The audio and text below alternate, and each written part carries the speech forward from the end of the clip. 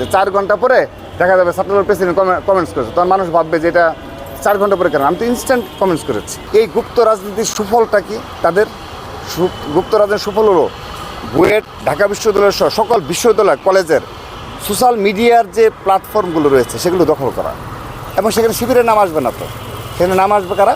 সাধারণ বেশি গুপ্তরা। এবং তারা শুধুমাত্র, আমি আপনাকে মাধ্যমে লাস্টে একটি কথা বলে শেষ করে দিই, একটা মজার ঘটনা আছে।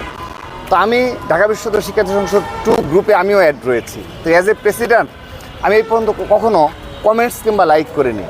5 আগস্টের আগে করেছি, 5 আগস্টের পরে আজকের দিন পর্যন্ত এই গ্রুপে, এই ঢাকা বিশ্ববিদ্যালয়ের সোশ্যাল মিডিয়া গ্রুপে আমি এই পর্যন্ত করিনি, কোনো কমেন্টস কিংবা লাইক দিইনি। তো সেদিন আমার মনে হলো যে না, একটু জবাব দেওয়া প্রয়োজন, যেহেতু আমাকে নিয়ে বিভিন্ন সময় মিথ্যাচার করে। তো আমি লিখতে গেছি, তো আমি দিয়েছি পেন্ডিং। তা আমি 3 ঘন্টা অপেক্ষা করেছি। তো নিজের কাছে একটা অপমান বোধ হলো যে এই ধরনের গুপ্ত অবস্থা ঢাকা বিশ্ববিদ্যালয়ে বিরাজ করে, যে 3 ঘন্টাও আমার 2টা পোস্টে আমি 2টা কমেন্টস করেছি, তারা পেন্ডিং করে রেখেছে। আমি হলাম ছাত্রদলের সভাপতি, ঠিক আছে?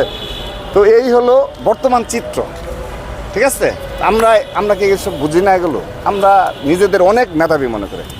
আমরাও তো ভাই ঢাকা বিশ্ববিদ্যালয়ে পড়াশোনা করেছি, আমরাও এখানে লিগেল হতে চান্স পেয়েছি, আমাদের এডুকেশনাল ব্যাকগ্রাউন্ড খুঁজ নেন।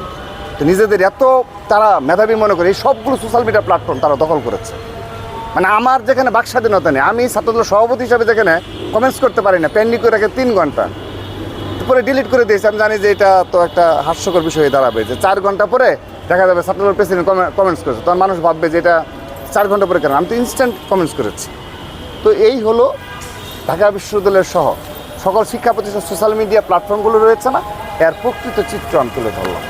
তো যদি মনে করে থাকে এই ধরনের নেগেটিভ দ্বারা এগুলো দখল করে গুপ্ত রাজনীতি করে পার পেয়ে যাবে, বাংলাদেশ থেকে কেউ অপরাজনীতি করে পার পেয়ে যায়, আগামীতেও যাবে না। যদি আমরাও কোনো অপরাধ করি, অপরাজনীতি করে, অবশ্যই আমাদেরও পানিশমেন্ট